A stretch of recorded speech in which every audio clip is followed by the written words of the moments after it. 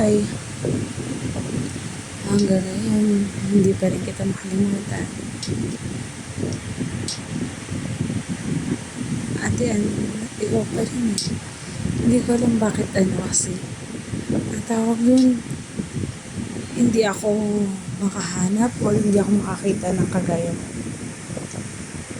Kakaiba ka sa lahat. Sobra. Siguro kasi sa'yo ko napakita lahat. Sobrang kilala mo na ako. Ganun. But sobra. Still now, hanggang ngayon, namimiss pa rin kita. Hindi ko alam hindi ko kasi ma-explain eh. Alam mo yun.